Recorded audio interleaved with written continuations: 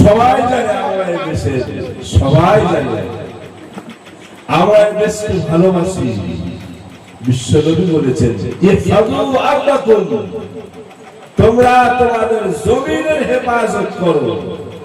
বিশ্বনবী বলে যাচ্ছেন জমি মানে শুধু আমি যে জমিটায় চাষ করি সেটা নয়, জমি মানে শুধু আমার বাড়িটা যে জায়গায় আছে ওইটুকু নয়, জমি মানে হলো আমি যে দেশে বসবাস করি সেটাও আমার জমি। বিশ্বনবী শেখাচ্ছে সেই দেশকে রক্ষা করা, সেই জমিটাকে রক্ষা করা, এটা হলো তোমাদের ঈমানি দায়িত্ব। যার কারণে এই দেশে যখন বিদেশিরা এসে বসে তারা এই দেশটাকে গিলে নিয়েছিল, এই মুসলিম জাতি তার টন টন রক্ত দিয়ে এই দেশটাকে স্বাধীন করেছিল এই বিশ্ব নবীর ভালোবাসায়। সেই জন্য নবীজি আমাদের দেশপ্রেমিতার শিক্ষা দেয় না। যে মাদ্রাসায় বলা হয় বিশ্ব নবীর, এগুলো হলো মেহমান, তারা আতঙ্কবাদী শিক্ষা নেয় না। এই জাতি এই দেশকে কি দেয় নাই? নেতাজি সুভাষচন্দ্র বসু তিনি বিরাট সংগঠন তৈরি করেছেন।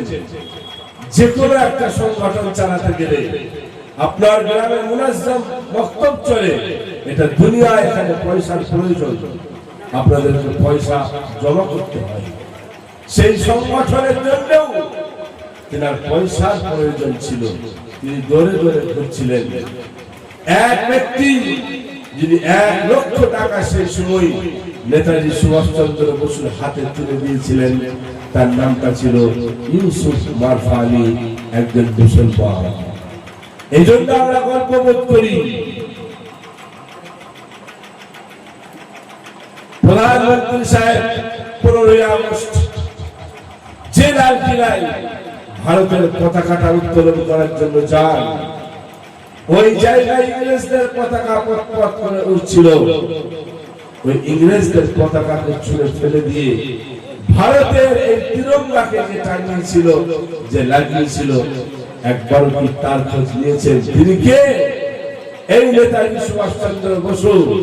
এলাকায় এলাকায় ঘুরছেন এক বৃদ্ধা অন্ধ মা। তিনি নেতাজি সুভাষচন্দ্র বসুকে বলল, বাবা তোমাকে দেওয়ার মতো তো আমার কাছে কিছু নেই, আমি গরিব, আমি বিধবা। সেদিন নেতাজি সুভাষচন্দ্র বসু বলেছিলেন, মা আপনার কাছে দেওয়ার মতো অনেক কিছু আছে। বলে আমার কাছে কি আছে বাবা? বলে আপনি আপনার ছেলে শাহনওয়াজকে আমার যে সংগঠন তৈরি করেছি আমার হাতে আপনি তুলে দেন। বললো কি তুমি নেবে? বললো হ্যাঁ, এরকম যুবকটা আমার প্রয়োজন। সেই দিন সেই মা তার পরিবার টুকরা শাহনওয়াজকে নেতাজি সুভাষচন্দ্র বসুর হাতে তুলে দিয়েছিলেন। সেদিন নেতাজি সুভাষচন্দ্র বসু তার সংগঠনের সদস্যদের বলেছিলেন, তোমরা কি ভারত মাতাকে দেখেছো? বললো না, আমরা দেখি নাই। বললো এই দেখো ভারত মাতা। সেই বৃদ্ধা মহিলাকে দেখিয়ে তিনি বলেছিলেন, ইনিই তো হলেন ভারত মাতা। কে? শাহনওয়াজ খান। এই শাহনওয়াজ খানই আগামী দিনে কর্নেল শাহনওয়াজ খান হয়েছিলেন এবং ভারতের পতাকা ওই জায়গায় লাগিয়ে ইংরেজদের পতাকাকে ছুঁড়ে ফেলেছিলেন। সেজন্য আমাদেরকে এই ইতিহাস থেকে বোঝা যাবে না। যারা এই রঙিন স্বপ্নকে পূরণ করার লক্ষ্যে এই কাণ্ড করছেন, আপনারা পারবেন না, আপনারা শেষ হয়ে যাবেন, আপনাদের অস্তিত্ব শেষ হয়ে যাবে। যত চালাকি করবেন, কোরআনুল কারীমে আল্লাহ বলেছেন, ওয়া মাকারু ওয়া মাকারাল্লাহ ওয়াল্লাহু খায়রুল মাকিরিন। কারা কত পলিসি করবে বলো, আমি আল্লাহ যদি পলিসি করি, আমার পলিসিটা কিন্তু আলাদা রকম হবে। সুলাহ হুদাইবিয়া হবে, বিশ্ব নবী এসেছে কারাগারে প্রবেশ করবে। তৎকালীন সময়ে যারা সত্যাগ্রহী ছিল তারা নবীজিকে প্রবেশ করতে দেবে না। সাহাবী কিরামদের ঈমানের জোশ তারা বলছে আমরা প্রবেশ করব, আজকে আমরা কারো বাধা শুনব না। সেদিন নবী বিরোধীরা বলেছিল আজকে সন্ধি হবে, চুক্তিপত্র হবে। নবীজি বসে গেলেন, চলো চুক্তিপত্র করে নাও। সেদিন চুক্তিপত্র হচ্ছে আমাদের কেউ যদি তোমাদের দলে চলে যায়, অর্থাৎ যদি ঈমান গ্রহণ করে নেই, তোমরা তাকে রিটার্ন করতে বাধ্য হবে, তোমরা তাকে ফেরত দিতে বাধ্য হবে। বিশ্ব নবী বলল লেখো। লেখা হলো 2 নম্বর লেখো, তোমাদের কেউ যদি আমাদের দলে চলে আসে আমরা সেটা কিন্তু ফেরত দেব না। সাহাবী কেরামদের রক্ত গরম হয়ে গেছে, ইয়া রাসূলুল্লাহ ইয়া হাবিবাল্লাহ, সমান সমান হতে হবে। আমরা যদি ফেরত দেয় আমাদেরটাও ফেরত দিয়ে দিতে হবে, ওদেরটা ফেরত নেবে আমাদেরটা দেবে না, এর বিচারিতা চলবে না। বিশ্ব নবীজি বললেন ওইটাই দেখো। সাহাবী কেরামেরা অবাক, এটা কেমন বিচারিতা হচ্ছে আমাদের সাথে? আল্লাহ বলছে ওয়া মাকারু ওয়া মাকারাল্লাহ ওয়াল্লাহু খায়রুল মাকিরিন। সব বিপদ হওয়ার পরেও তারা রুখে রাখতে পারে নাই। একেবারে ঝড়ের গতিতে মানুষ ঈমান কবুল করেছে, তারা বাধা দিয়ে আটকে রাখতে পারে নাই। আল্লাহ বলছে কত চালাকি করবে বলো। বদরের প্রান্তরকে লক্ষ্য করে দেখো, 313 জন, কেউ বলেছে 315 জন, ওদিকে ডবলেরও বেশি। আল্লাহ বলছে আমি বলেছি ওয়া মাকারু ওয়া মাকারাল্লাহ ওয়াল্লাহু খায়রুল মাকিরিন। যত পলিসি করতে করে নাও, আমি হচ্ছি সবথেকে বড় পলিসিকারী।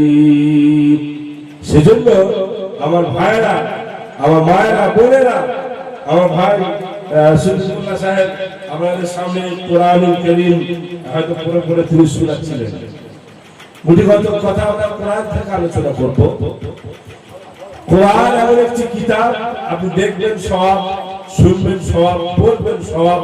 তার আলোচনা, তার ভাবার্থ নিজের জীবনে যদি আনেন, গোটা এলাকা, গোটা বাড়ি, গোটা রাষ্ট্র শুধু শান্তি আর শান্তি, অশান্তির লেশ পর্যন্ত এখানে নেই। তাহলে বারবার যে কোরআনের অপব্যাখ্যা করা হয় যে কোরআন পৃথিবীতে আসার পরে এই কোরআন পড়েই মানুষ সন্ত্রাসী তৈরি হচ্ছে। সারা পৃথিবীব্যাপী আজ মুসলিম জাতিকে এই সোশ্যাল মিডিয়া তথা ইলেকট্রনিক্স মিডিয়া, ন্যাশনাল মিডিয়া এর মাধ্যমে আজকে বানানো হয়েছে এরা হলো সন্ত্রাসী জাতি। আর মূল কারণ হলো এই কোরআন। আল্লাহর কসম খেয়ে বলছি, এই কোরআনুল কারীমে এতটুকু যদি অশান্তির বার্তা থাকে তাহলে সারা জীবন আর মানুষের সামনে কথা বলবো। আপনি কোরআনকে আপনার মতো করে বুঝলে হবে না। আপনি ডাক্তারখানা গেছেন, মোটা হয়ে গেছেন, শরীরে ওজন বেড়ে গেছে প্রচুর, ডাক্তার গিয়ে বললেন স্যার আমার ওজনটা কম করতে হবে। ডাক্তার আপনার সব শোনার পরে প্রেসক্রিপশন করলেন, একটা ওষুধ দিলেন, আপনাকে হাঁটতে বললেন, লাস্টে জিজ্ঞেস করছেন কবার খান? 3 বার। 3 বার খাওয়া যাবে না, 2 বার খাবেন। এখন 2 বার খাবেন। আপনি বললেন অসুবিধা নেই, শুনে নিয়ে চলে এলেন। 1 মাস পরে আবার গেছেন, আবার 150 গ্রাম ওজন বেড়ে গেছে। ডাক্তার আপনাকে জিজ্ঞাসা করলো ওজন বেড়ে গেল কেন? আপনি কি প্রেসক্রিপশন অনুযায়ী চলেন নাই? বলে একেবারে পাই টু পাই চলেছি স্যার, আমি 2 বারের বেশি খাই নাই। আপনার দরকার পড়লে আমার স্ত্রীকে ফোন করে জিজ্ঞেস করুন। ডাক্তার জিজ্ঞাসা করলো কেমন খেয়েছেন? বলে আগে আমি 3 বারে 1.5 কেজি চালের ভাত খেতাম, আপনার প্রেসক্রিপশনের পর আমি আমার গিন্নিকে, স্ত্রীকে গিয়ে বললাম ওই 1.5 কেজি চালের ভাতটা আমাকে 2 বারে দিয়ে দিন। ডাক্তার বললো আমি কেন, আমার বাপও বড় ডাক্তার, সে এলেই তোমার ওজন কমবে না, কারণ আমি যেটা বলেছি তুমি বুঝুই নাই। এখন কোরআন যেটা বলেছে আপনি যদি না বোঝেন তাহলে কি ডাক্তারের দোষ না আমার নিজের দোষ? মনে হচ্ছে আমার নিজের দোষ। তা আপনি কোরআনের ঘাড়ে দোষটাকে চাপান কেন? কোরআন কারীমের দেখেন আমি হাত দিতে ওই সূরাটাই বের হয়ে গেছে, যে আয়াতটাকে নিয়ে তোলপাড় করে দিলে রোজ সোশ্যাল মিডিয়ায় এসে আর বাপ করতে রইল। এই যদি কোরআনের এই আয়াত হয় তাহলে মুসলমানরা কেন দীপু দাসকে পুড়িয়ে মারবে না বাংলাদেশে?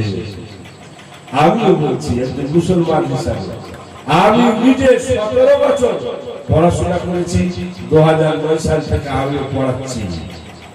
যে কাজটা তারা করেছে আমি আজ বলছি কোরআন তার অনুমতি দেয় না।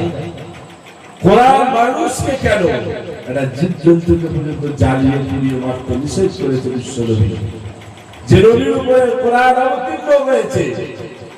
এখন প্রশ্ন হলো আপনি যে আয়াতটাকে তুলে ধরবেন মানুষের কাছে, যে এই যে কোরআন বলেছে এখানে ফাকতুল মুশরিকিনা হাইতু ওয়াজাদতুমুহুম, মুশরিকদেরকে যেখানেই পাবে তাদেরকে ধরো, হত্যা করো, তাহলে আমরা তো সবাই মুশরিক। তাহলে এই কোরআন পড়ে তাদের ছোট ছোট বাচ্চারা বাচ্চাবেলা থেকেই তো শিখছে যেখানে পাবে তাদেরকে হত্যা করো, এটা তো হবেই।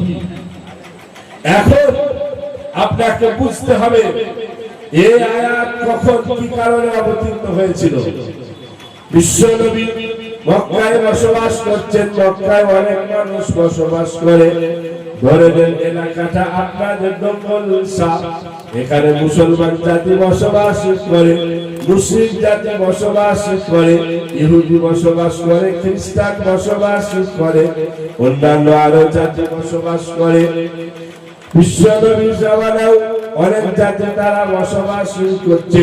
নবীজি দেখলেন এই এলাকার শান্তি শৃঙ্খলা বজায় রাখতে হলে একটা সংবিধান রচনা করতে হবে, একটা চুক্তিপত্র করতে হবে। সবাইকে নিয়ে বসে গেলেন, এবার আলোচনা ভিত্তিক চুক্তিপত্র হলো, সংবিধান রচনা হলো। নবীজি বললেন 1 নম্বর ধারাতে দেখো, আমরা যত জাতি এখানে বসবাস করি সব জাতি বসবাস করব, কোন জাতি ধর্মের ভিত্তিতে কোন জাতির উপরে অত্যাচার করতে পারবে না। কোন মুসলমান কোন ইহুদিদের উপরে অত্যাচার করতে পারবে না, কোন ইহুদি কোন খ্রিস্টানের উপরে অত্যাচার করতে পারবে না, কোন মুসলমান কোন মুসলিমদের উপরে অত্যাচার করতে পারবে না। ধর্মের ভিত্তিতে কেউ কাউকে টর্চার করতে পারবে না। এটা সংবিধানের 1 নম্বর ধারা লিপিবদ্ধ হলো।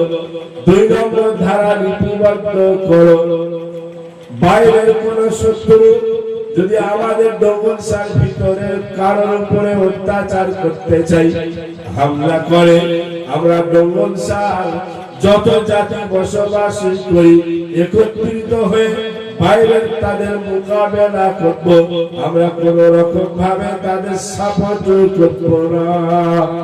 3 নম্বর ধারা লিপিবদ্ধ করো, বাইরের কেউ যদি আমাদের ভিতরের কোন জাতিকে টার্গেট করে আক্রমণ করে, ভিতর থেকে আমরা কেউ তাদেরকে গোপনে হোক প্রকাশ্যে হোক কোন রকমের সহযোগিতা করতে পারবো না। এইভাবে একটি একটি করে সংবিধানের ধারাগুলো লিপিবদ্ধ হলো। এখন এই ধারা লিপিবদ্ধ হয়ে যাওয়ার পরে বেশ কিছু মানুষ তারা অধ্যত্তপনা ছিল, কোনদিন তারা কোন মুসলমানকে আঘাত করে দেয়, কোনদিন অমকের উপরে অত্যাচার করে, কোনদিন তমকের উপরে অত্যাচার করে। এইভাবে তারা সংবিধানকে পুরো আগুন দেখিয়ে চলছিল। এক পর্যায়ে গিয়ে ইহুদি জাতি তারা মুসলমানদের উপরে আক্রমণ করবে। এই মুশরিকদের কিছু মানুষ তারা বাইরে গিয়ে ইহুদিদের সঙ্গে মিটিং করতে রইল। মিটিং করে তাদেরকে বলছে, আপনারা মুসলমানদের উপরে আক্রমণ করেন, আমরা ভিতর থেকে ওদের উপরে আক্রমণ করে দেব। মানে আমরা ভিতরে আছি, আপনাদেরকে পূর্ণ সহযোগিতা করব। বাইরে আর ভিতরে আক্রমণ করে আমরা নবী মুহাম্মদ আর তার সঙ্গ পাক যারা আছে তাদেরকে একেবারে আদা কুচা করে দেব। এই যে তারা প্ল্যানিং তৈরি করছে, এই প্ল্যানিং কেউ বুঝতে পারুক আর না পারুক, আমার কোরআন বলেছে আল্লাহু আলিমুম বিদাতিস সুদূর। ওরে হতভাগা দলেরা, যে কাজটা তোমরা লোকালয়ে করো আমি আল্লাহ সেটা তো জানতে পারি, যেটা গোপনে নির্জনে একাকী বসে করো আমি আল্লাহ সেটাও জানতে পারি।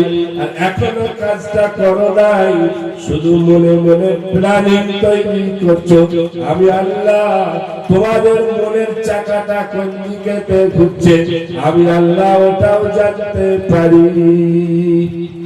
এই যে তারা সংবিধান বিরোধী কাজ করছিল, গোটা জাতি নয়, মুসলিমদের ভিতরে কিছু মানুষ আল্লাহ পাক জানতে পারে যে এরা সংবিধানকে পুরো আঙুল দেখাচ্ছে।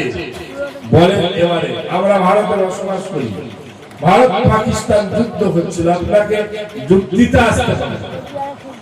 এখন আমার দেশ প্ল্যানিং করছে কিভাবে তাদেরকে আক্রমণ করব, কারণ তারা আমার প্রতিপক্ষ দেশ।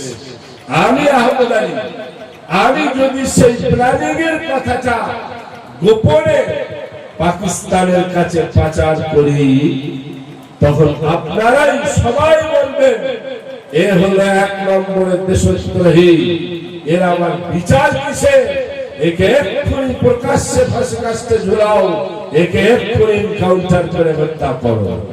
কেন?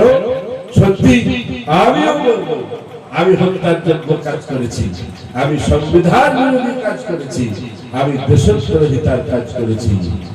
এটা যদি সংবিধান বিরোধী, এটা যদি দেশদ্রোহিতার কাজ হয়, যারা সেই সংবিধানের ভিতরে থেকে তারা সংবিধানকে বুড়া আঙুল দেখিয়ে বিদেশি শক্তির সাথে আপোষ করছিল, তাহলে তারা কেন সংবিধান বিরোধী কাজ করে নাই?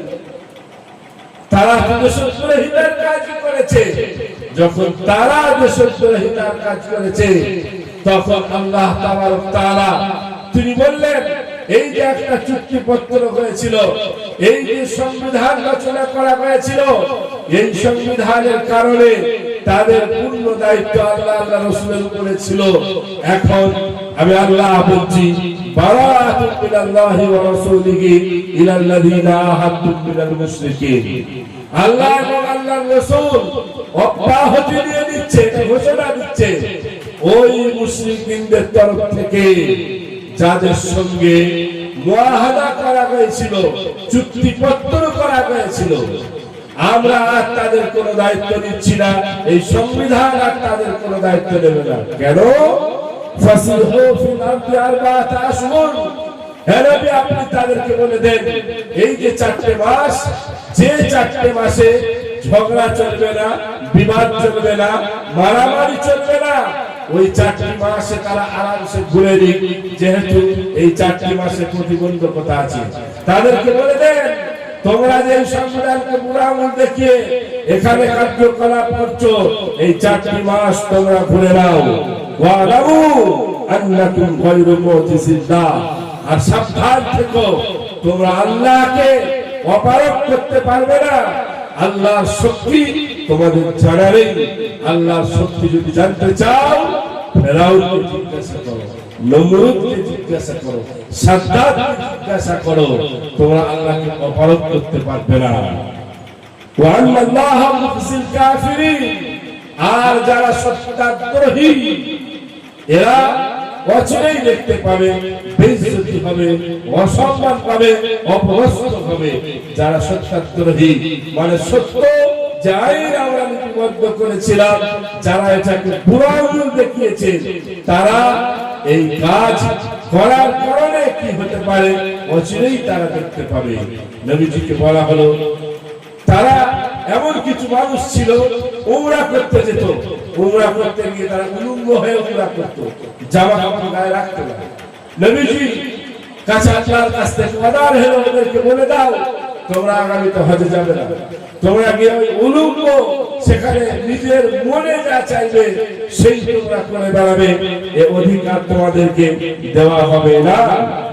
এই সব বলে বলে এসে কোরআন বলছে তবে একটা কথা সাবধান, ওই যে মুসলিম পুরো জাতি যারা এই সংবিধানের আওতায় ছিল এবং তারা কোন রকম অন্যায় কাজে যুক্ত হয় নাই, তারা সংবিধান বিরোধী কোন কাজে অংশ নেয় নাই, আল্লাহ পাক নবীজিকে বলছে মুসলমানদেরকে শোনাও, কারণ এরা এখন এখানে সংখ্যা গুরু, ওরা সংখ্যা লঘু, ওরা অন্যায় করে না, ধর্মটা আলাদা।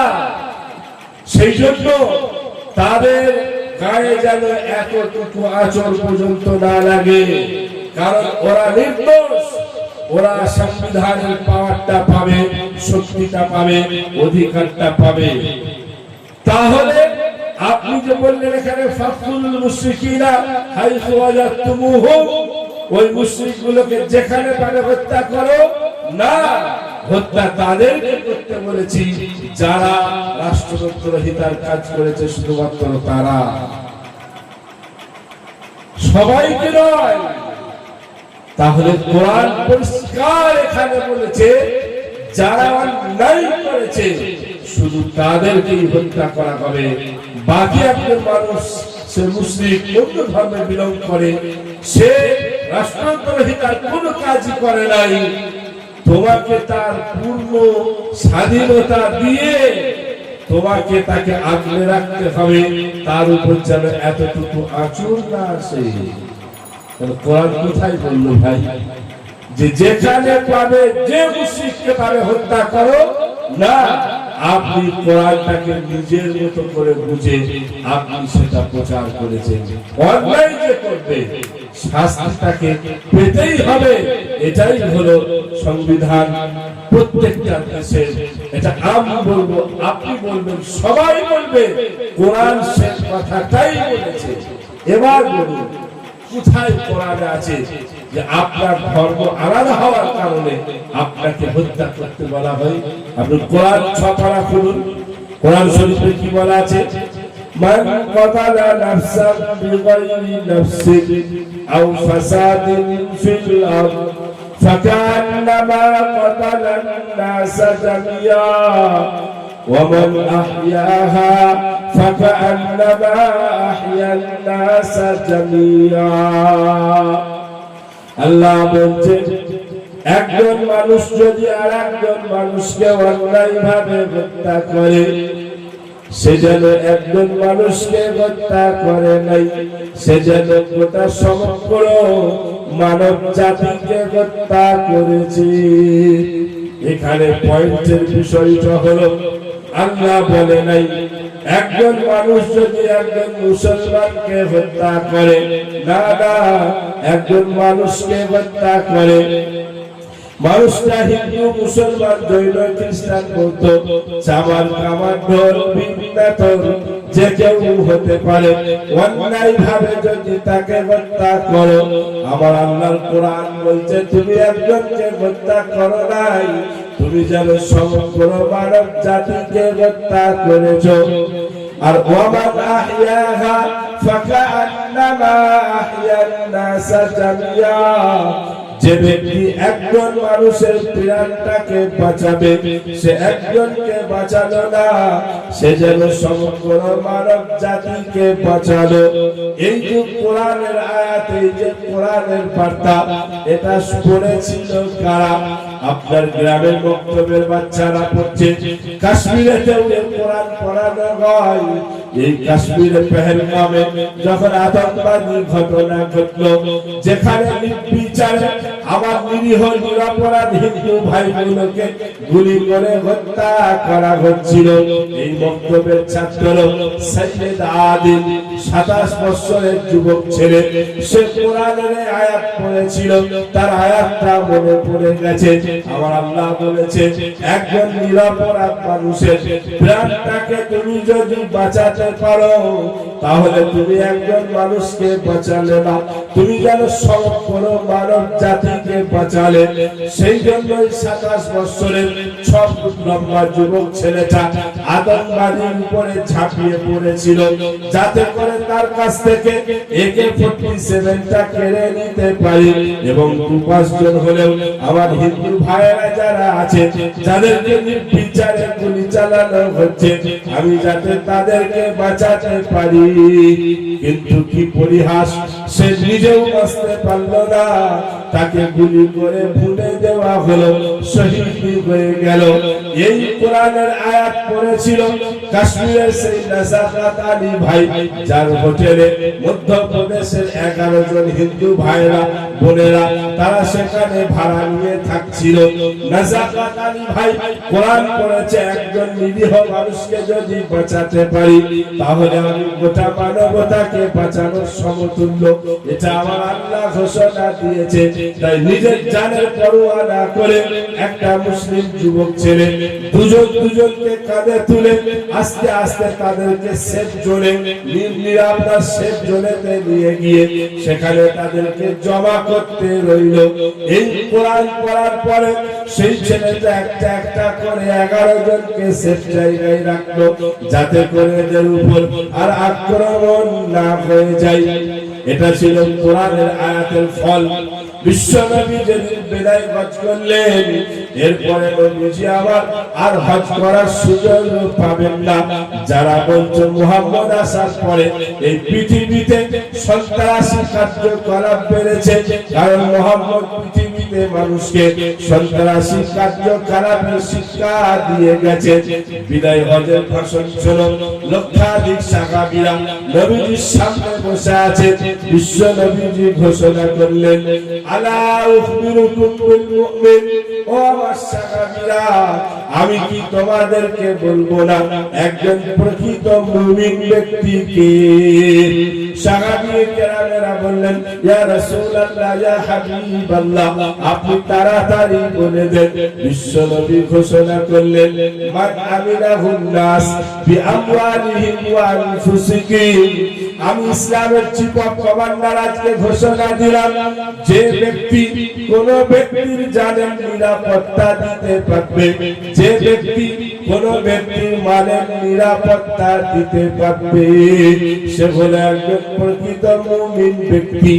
যার নিরাপত্তা দেবে সে ব্যক্তিটা মুসলমান হতে হবে এমন নয়, সে হতে পারে মুসলমান, হতে পারে হিন্দু, হতে পারে জৈন, খ্রিস্টান, বৌদ্ধ।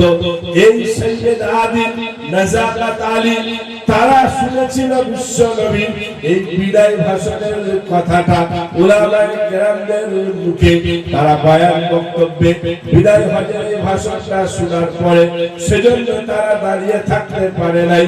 আমার নবী বলেছে একজন মানুষের যদি তুমি জানটাকে নিরাপত্তা দিতে পারো তাহলে তুমি একজন মুমিন।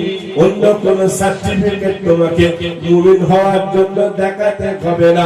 সেজন্য তারা ঝাঁপিয়ে পড়েছিল যে না না না আমাকে তার জানটাকে বাঁচাতে হবে। এরপরেও সারা পৃথিবী তোমরা বলছো বিশ্বনবী পৃথিবীতে আসার পরে তিনি হিংসার বাতাবরণ তৈরি করে গেলেন। এরপরেও বলবে একদিকে কোরআন, একদিকে বিশ্বনবী প্র্যাকটিক্যালে সাহাবীদেরকে শুনিয়ে যাচ্ছে তুমি যদি একজন মানুষের প্রাণটা বাঁচাতে পারো তুমি মুমিন, তোমাকে আর কি কি বললে দেখার দরকার নাই। আমার ভাইরা, হিন্দু ভাইরা থাকতে পারেন, এটা ভারতবর্ষের মাটি। আপনাদেরকে বলবো যে কোরআন জানে আপনি তার কাছে কোরআন শুনুন, যে কোরআন জানে না আপনি তার কথাই মেতে যাবেন না। আপনাকে মিসগাইড করে আপনার ব্রেনটাকে হাইজ্যাক করা হচ্ছে। এখন এই ঘটনার পরে আমরা কি দেখলাম, সারা ভারতবর্ষে কাশ্মীরিদের উপর অত্যাচার, অবিচার, জুলুম, তারপরে এসে গেল মিডিয়ার খেলা। মিডিয়া একটা জাতিকে টার্গেট করে এরা সন্ত্রাসী, এরা সন্ত্রাসী, এরা সন্ত্রাসী, এই রকম একটা পরিস্থিতি তৈরি করে দিল। এই গালি আমাকে নিজেকেও শুনতে হয়েছে। আমি আমার ছেলেকে নিয়ে নেপাল গেছি। আমি নেপাল থেকে চলে আসবো যোগবান স্টেশনে, যারা গেছে তারা জানে একটা ওয়েটিং রুম আছে, এসি রুম, ঘন্টায় 10 টাকা করে নেয় মাথা পিছু। আপনি সেখানে একটু ভালো ভালো সোফা লাগানো আছে, বসে ওয়েট করবেন। আমি আমার ছেলেটাকে নিয়ে বসে আছি, চিকিৎসা করিয়ে নিয়ে এবার আমাদের 2:45 ট্রেন আছে। যেহেতু ওখান থেকে ঘর ছেড়ে দিতে হয় 12টার আগে, তাই এখানে আগে আগে চলে আসতে হয়, তা না হলে আবার একদিনের ফুল ভাড়া নেবে। তা আমি আমার ছেলেটাকে নিয়ে বসে আছি, আমার ইন্টারেস্ট, আমার পাশে 3 জন যুবক ছেলে এসে তারা বসে, ক্যান্টিন আছে, চা পানি আপনি খেতে পারেন। এবার জোর প্রথম শুরু করলো আমরা, যেহেতু বাংলাটা কথা বলছিলাম বাংলায়, পশ্চিমবঙ্গ, তারপরে শেষ পর্যন্ত মোল্লা, এই মোল্লা তন্ত্রে এসে মা মুখ তুলে তারা গালাগালি করছে। তারা চাইছে যে আমাদের কাউন্টার করুক, তারপরে আমরা যেটা করার করব।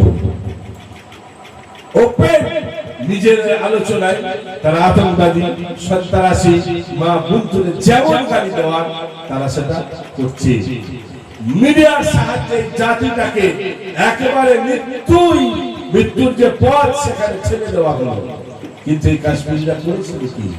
এই ঘটনার পর তারা লজ্জায়, আত্মসম্মান বোধে ওই যারা বেঁচে ছিল তাদেরকে নিয়ে গিয়ে নিজেদের বাড়িতে রাখলো, নিজেদের হোটেলে তুললো, তাদের খাবারের ব্যবস্থা করলো। তারা পয়সা দিতে গেল, কাশ্মীরের লোকেরা জোরহাট করে বলল, পয়সা আমরা নিতে পারবো না, আপনাদের যে ক্ষতি হয়েছে আমরা সেটা তো পূরণ করতে পারলাম না, আমরা পারছি না আপনাদের কাছ থেকে পয়সা নিতে।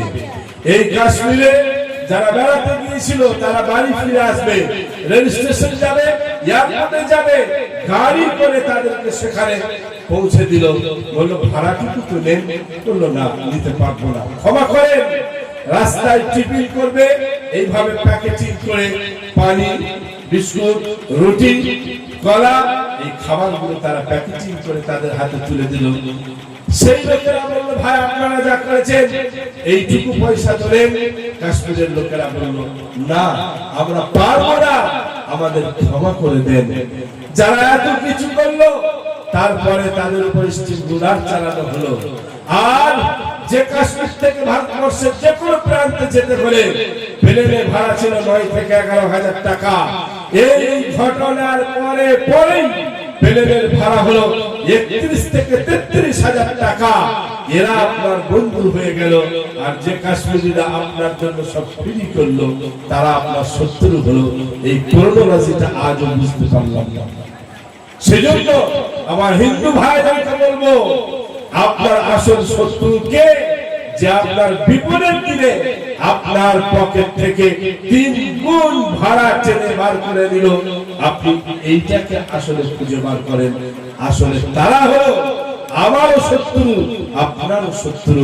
তারা আপনার বন্ধু নয়, আমার শত্রু, তারা আপনারও শত্রু। এটাকে খুঁজে বার করতে হবে।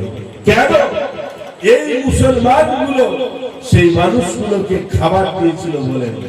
বুখারীর হাদিস, বিশ্ব নবীর কাছে একটা যুবক ছেলে এসে বলছে, ইয়া রাসূলুল্লাহ, ইয়া হাবিবাল্লাহ, আমি আপনার কাছ থেকে জানতে চাই এমন কিছু আমলের কথা আমাকে বলে দেন যেটা করলে আমার নেকি হবে, যেটা করলে আমার সওয়াব হবে। প্রিয় নবীজি কয়েকটা কথা বললেন, সেখানে আব্বা মায়ের সেবার কথাও বলেছিলেন। পরিশেষে বললেন, একজন ক্ষুধার্ত মানুষকে তুমি যদি খাবার দিতে পারো তুমি যদি তাকে দুমুঠো খাবার খাওয়াতে পারো, আমি নবী বলছি এটা নেকির কাজ, এটা পুণ্যের কাজ। যে মানুষগুলো সেখানে বেড়াতে গেল, এখন তাদের কার স্বামী মারা গেছে, কার ভাই মারা গেছে, কার আব্বা মারা গেছে, তাদের অন্তরে একেবারে জখম হয়ে গেছে। এই নিরীহ মানুষগুলো স্ট্যাচুর মতো হয়ে গেছে। সেই জন্য এদের বাড়ি এখানে নয়, এরা এখানে কিছু চেনে না। কাশ্মীরের লোকেরা তারা তাদের খাবারের ব্যবস্থা করলো। বিশ্ব নবী আবার শিখিয়েছেন, তুমি খাবার দিতে গিয়ে তার আধার কার্ডটা চেক করতে পাবে না, এটা মুসলমান কিনা, এটা হিন্দু কিনা। তুমি মানুষ দেখবে, তাকে খাবার খাওয়াবে। এখন সে বিপদে পড়েছে, তার পেটেতে ক্ষুধার জ্বালা। এই দৃশ্যটাই আমরা দেখেছিলাম। আমার হিন্দু ভাইদের মহাকুম্ভ মেলা হলো, কোটি কোটি মানুষের আগমন সেখানে হলো। মানুষের ভিড়ের কারণে অনেক মানুষ পদপিষ্ট হয়ে মারা গেল, অনেক মানুষ ঘায়েল হলো, তারা হসপিটাল নার্সিং হোমে ভর্তি হলো। আর কিছু মানুষ তারা ওই ভিড় থেকে কোন রকম বেরিয়ে নিজেদের জানটাকে বাঁচিয়ে মুসলিম এলাকাতে তারা ঢুকে গেল। যদিও মেলাতে মুসলমানদের যাওয়াটা নিষিদ্ধ ঘোষণা করা ছিল, এখন সেই মানুষগুলো বিভিন্ন বাইরের এলাকা থেকে তারা এসেছে, তারা সেই এলাকা চেনে না। মুসলিম জাতিরা তারা রাগ করে নাই। ওই প্রয়াগরাজ বলেন বা এলাহাবাদ বলেন, সেখানকার মুসলমানেরা তারা তাদের মসজিদের দরজাটা খুলে দিল, তারা তাদের ঈদগাহ দরজা খুলে দিল, তারা তাদের মাজারের দরজাগুলো খুলে দেওয়ার পরেও যখন হচ্ছে না, তখন তারা নিজেদের বাড়ির দরজাটা খুলে দিয়ে সেই মানুষগুলোকে তারা শেষ জোরেতে রাখলো। তাদের জন্য তারা খাবারের ব্যবস্থা করলো, শুকনো খাবার, বিস্কুটের প্যাকেট, পানির বোতল, কেক, রুটি, কলা। এবং ইমাম সাহেবের নেতৃত্বে, যে ইমাম সাহেব মসজিদের ইমাম, যে কোরআন পড়েছে, যে হাদিস পড়েছে, যুব সমাজকে সঙ্গে নিয়ে তাদের খাবারের ব্যবস্থাটা করছিল।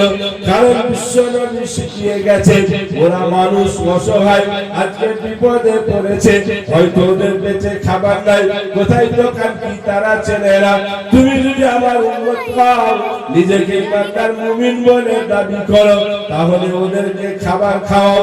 এটা নেকির কাজ, এটা পুণ্যের কাজ।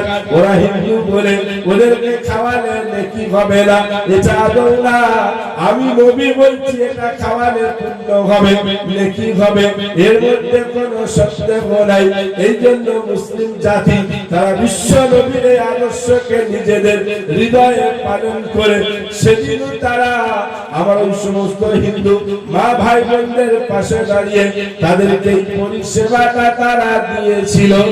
এখন প্রশ্ন হলো, যারা আতঙ্কবাদী হয়, যারা সন্ত্রাসবাদী হয়, তাদের কোনো ধর্ম হয় না, কোরআন কোনদিনই তাকে সাপোর্ট করে নাই।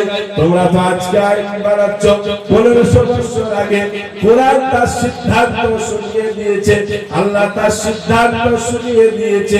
কোরআন শরীফের 6 পারা, ইন্নামা জাযাউল লাযিনা ইউহারিবুনা আল্লাহা ওয়া রাসূলাহু ওয়া ইয়াসআউনা ফিল আরদি ফাসাদা আন ইউকাত্তালু আও ইউসাল্লামু আও তুকাত্তা'a আইদিহিম ওয়া আরজুলুহুম মিন খিলাফিন আও ইউনফাউ মিনাল আরদ যালিকা লাহুম খিzyun ফিদ দুনিয়া ওয়া লাহুম ফিল আখিরাতি আযাবুন আযীম। কোরআন বলছে, যারা আল্লাহর সাথে দ্রোহিতা করবে, নবীর সাথে সংগ্রাম ঘোষণা করবে, 2 শ্রেণী হলো। আর এক শ্রেণী হলো যারা পৃথিবীতে সন্ত্রাসী কার্যকলাপ করবে। এই 3 শ্রেণীর মানুষের এদের সাজা হলো, 1 নম্বর সাজা হচ্ছে আইয়ুকাত্তালু, এদেরকে হত্যা করে দিতে হবে। কারণ এই সন্ত্রাসীরা যদি পৃথিবীতে বেঁচে থাকে, এই সুন্দর সোনালী পরিকাঠামো সাজানো আমাদের মানবতার জীবনটা এটা বিপন্ন হবে। এরা হিন্দুকেও শান্তিতে থাকতে দেবে না, এরা মুসলমানকেও শান্তিতে থাকতে দেবে না। সেই জন্য এক নম্বরে সাজা হলো এদেরকে হত্যা করে দাও। দুই নম্বর সাজা হলো প্রকাশ্যে আলো, মানুষের সামনে তাদেরকে সুবিকাশে ঝুলিয়ে দাও। জনগণ দেখুক সন্ত্রাসী কার্যকলাপের সাজাটা কত কঠিন। দুরকম সাজা হলো। তিন রকম সাজা কোরআন বলছে, একদিকের হাতটা কেটে দাও আর একদিকে তার পাটা কেটে দাও। একে একেবারে যেমন সাধারণ জীবন যাপনে থাকে সেভাবে রাখা যাবে না। এরা সাধারণ থাকা মানে নিরীহ মানুষগুলো এরা সাধারণ থাকতে পারবে না। তাই হাত না পেটে ওদেরকে কেটে দিয়ে ল্যাংড়া লুংড়া করে বানিয়ে ফেলে রাখো। এটা হলো সন্ত্রাসীদের তিন নম্বর সাজা। আর চার নম্বর সাজা হলো এদেরকে দেশান্তরিত করে দাও, দেশ থেকে বের করে দাও। তবে আজকের পরিকাঠামো অনুযায়ী কোন সন্ত্রাসীকে কোন দেশ দেবে না, তাহলে তাদেরকে দেশান্তরিত করবে কি করে? এই জন্য মুফাসসিরিনে কেরাম বলেছেন ওদেরকে জেলের কালো কুচুরিতে ভরে আবদ্ধ করে দাও, মৃত্যু পর্যন্ত এরা যেন জেল থেকে ছাড়া না পায়। এই চার রকম সাজা তো কোরআন ঘোষণা করেছে। কোথায় গেল বলো সেই পেহেলগামের আতঙ্কবাদীরা? আমরা বলছি যে ধর্মেরই হোক তাদেরকে এনে এই সাজা বাস্তবায়িত করো। আমরা মুসলমান সাপোর্ট করব। আমার কোরআন বলেছে তাকে হত্যা করে দাও। আজ তার সাজা হলো না কেন? অন্যায়কারীদের সাজা হয় না। যেহেতু পুলওয়ামা কাণ্ড তার আগে ঘটেছে, পুলওয়ামা দোষীরা তারা যদি সাজা পেয়ে যেত, পেহেলগামের মতো ঘটনা ঘটাবার সাহস তারা পেত না। কোরআন তো সাপোর্ট করে না সন্ত্রাসী কার্যকলাপকে। যারা অপপ্রচার করে একজন হিন্দুকে মেরে দেওয়ার পরে এই মুসলিম জাতিরা তারা জান্নাতের আশা করে, তাদেরকে এটা শেখানো হয় কোরআনের দ্বারাই। তোমরা যদি হিন্দুদের হত্যা করো তোমরা জান্নাতে প্রবেশ করবে। কিন্তু আমার ভাইয়েরা কোরআনের আয়াত কি বলে বলো? কোরআনের আয়াত যেখানে তাদের শাস্তির ঘোষণা করেছে, এরপরে আয়াতে বলছে যালিকা ইন্নামা জাযাউল লাযিনা ইউহারিবুনা আল্লাহা ওয়া রাসূলাহু ওয়া ইয়াসআউনা ফিল আরদি ফাসাদা আন ইউকাত্তালু আও ইউসাল্লাবু আও তুকাত্তাআ আইদিহিম ওয়া আরজুলুহুম মিন খিলাফিন আও ইউনফাউ মিনাল আরদ যালিকা লাহুম খিজিয়ুন ফিদ দুনিয়া। এই যে সাজাগুলো চার প্রকারের বলা হলো, এটা তো দুনিয়ার নিকৃষ্টতম সাজা। ওয়ালাকুম ফিল আখিরাতি আযাবুন আলীম। আর ওদেরকে শুনিয়ে দাও আখিরাতে ওদের জন্য এর থেকে আরো ভয়ানক শাস্তি অপেক্ষা করছে। তাহলে কোরআন তো বলছে আখিরাতে তাদের জন্য আরো কঠিন শাস্তির ব্যবস্থা আছে। আপনি কোথায় পেলেন যে কোরআন বলেছে হত্যা করে আই জান্নাতে প্রবেশ করবি? কোরআনের শিক্ষা দেয় না। কোরআন শরীফের 6 পারা আল্লাহ শিখিয়েছে ওয়ালা ইয়াজরিমান্নাকুম শানাআনু কওমিন আলা আল্লা তাদিলু ইদিলু হুয়া আকরাবু লিত্তাকওয়া। আবার বলছি ওয়ালা ইয়াজরিমান্নাকুম শানাআনু কওমিন আলা আল্লা তাদিলু ইদিলু হুয়া আকরাবু লিত্তাকওয়া। ও কোরআন প্রেমীরা, মুসলমানেরা যারা বলছো আল্লাহ মানি নবী মানি, যারা বলো কোরআনকে মনে প্রাণে বিশ্বাস করি, আল্লাহ বলছে মেসেজটা তোমাদের জন্য শুনে নাও। একটা মানুষের শুধুমাত্র ধর্মটা আলাদা হওয়ার কারণে, আবার রিপিট করছি, একটা মানুষের শুধুমাত্র ধর্মটা আলাদা হওয়ার কারণে তোমরা তার সাথে হিংসার বশীভূত হয়ে না ইনসাফি করতে পারবে না, বরঞ্চ তোমাকে ইনসাফ করতে হবে। আর এটাই তোমার তাকওয়ার কাছাকাছি। আবার একবার বলি, একটা মানুষের ধর্ম আলাদা হওয়ার কারণে, শুধু ধর্ম আলাদা হওয়ার কারণে তুমি হিংসার বশীভূত হয়ে, যেহেতু সে তোমার ধর্ম নয় এই জন্য হিংসায় তুমি জ্বলবে, আর তার উপরে তুমি নাইনসাফি করবে, জুলুম করবে, অত্যাচার করবে, এটা চলবে না। বরঞ্চ তোমাকে ইনসাফ করতে হবে সেই ব্যক্তির উপরে। আর তোমরা যে প্রচার করো মুত্তাকি পরেশগার, ওই ইনসাফ করাটাই তোমার তাকওয়ার কাছাকাছি। উদাহরণস্বরূপ আপনি বিচারকের আসনে বসে আছেন, দুটো ছেলে পরীক্ষা দিতে এসেছে চাকরির জন্য, একটা ছেলে মুসলিম ঘরে, একটা হিন্দু ঘরে। 5টা প্রশ্ন আপনি করেছেন, হিন্দু ভাইয়ের ছেলেটা 5টায় উত্তর দিয়েছে, মুসলিম ঘরের ছেলেটা 4টে প্রশ্নের উত্তর দিয়েছে। এবার আমার আল্লাহ বলছে, শোনো, শুধু তার ধর্মটা আলাদা হওয়ার কারণে হিংসা করে তুমি যখন সিলেক্ট করবে, ওই মুসলিম ছেলেটাকে সিলেক্ট করতে পারবে না।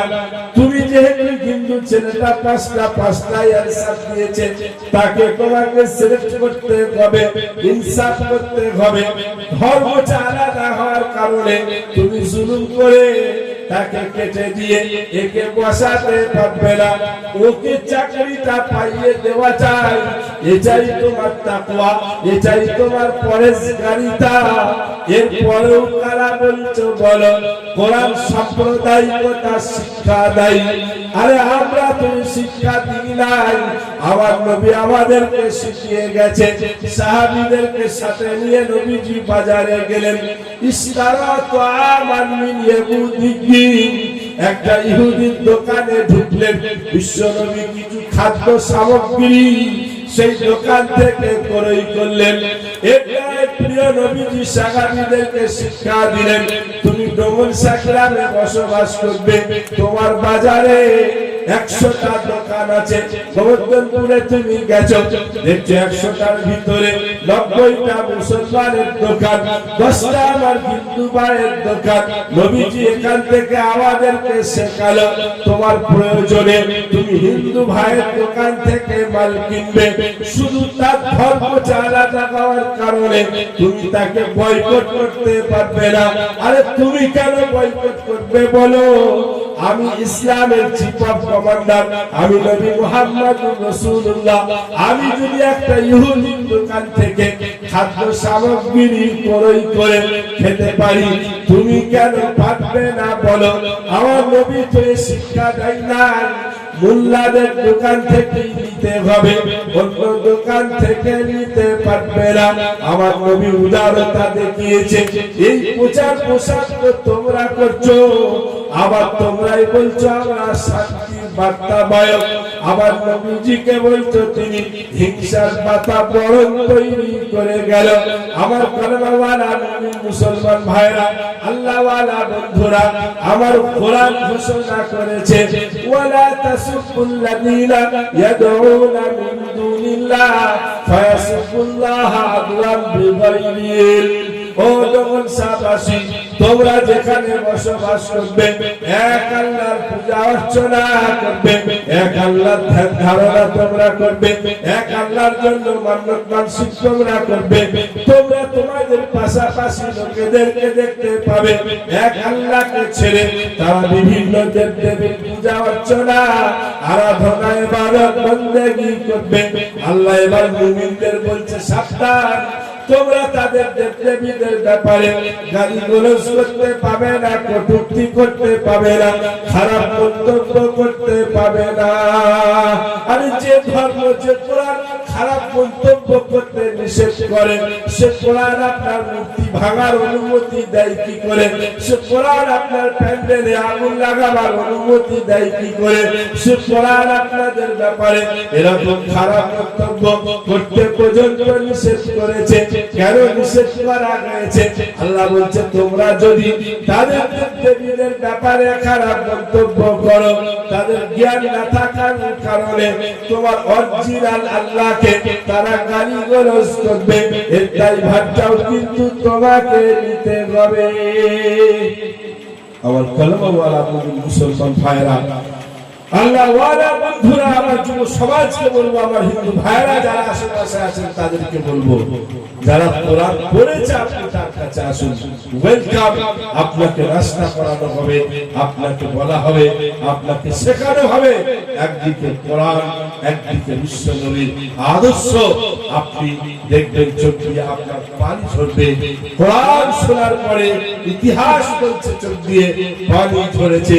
নাজ্জাশী বাদশা যখন সেখানে তার কাছে কিছু মানুষ হাবশা থেকে ঈমানদার মুমিন অত্যাচার সহ্য করতে না পেরে, অন্যায় একটাই ছিল, শুধু মুসলমান হওয়াটাই তাদের অন্যায় ছিল, তাই তারা নিজের এলাকায় বাস করতে পারে নাই।